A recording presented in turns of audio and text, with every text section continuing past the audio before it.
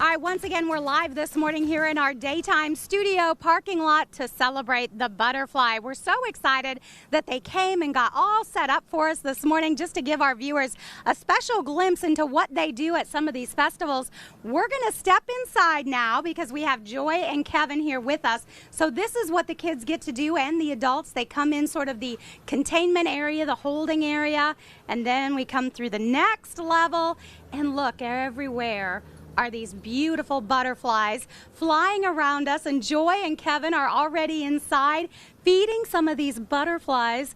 What an amazing opportunity. Tell me about some of the butterflies that you have in here. You have a couple different varieties. Yes, we have the painted ladies, we have monarchs, we have the cabbage whites, which are the most common butterfly, and we also have the red admirals, which originated in the UK, but now that we have them in the US. And we've got Kevin over here who's getting a couple of the other ones, and we see, of course, that you're using these different sticks. Tell me how you're feeding them, because this is something that the kids have the opportunity to do, and what an incredible experience. Yeah, so we have a little paint stick, so it has a little bit of a sponge on it, so it holds, we have sugar water, so it holds the sugar water, and so actually the butterfly can feed right through the sponge. The little proboscis is right there.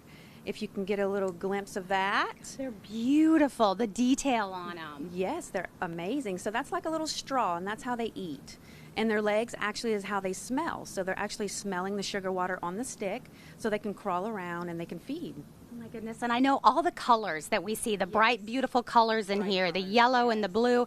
Yeah, very intentional. Kind of explain how that works.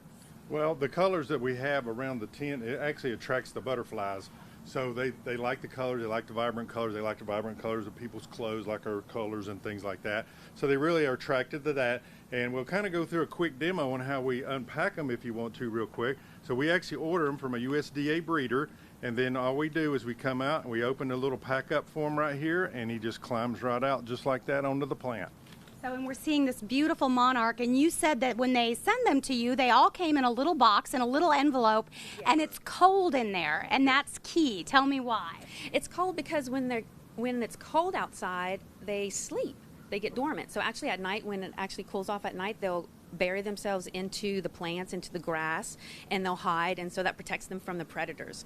And so they'll sleep in the plants or in the grass or wherever they're at. And once we let them go, and Kevin said, if it's warm, they'll be active. Did we get the warmth right, Kevin? Yeah, we got the warmth right. You can. They're flying around really well. But what's really neat about what we do is we educate the children and the parents about the monarchs and all the butterflies. But at the end of every show, we release them and let them go ahead and go through their life cycle. So we do not keep the butterflies. We actually let them go on every event. And you said if it's an overnight event, they just stay in here and they just have a big pollinator party because you have all of their favorites, right? Yes, all of the favorites. We try to get as many as we can. Yeah, it's like a buffet in here. Absolutely. Absolutely. Yeah.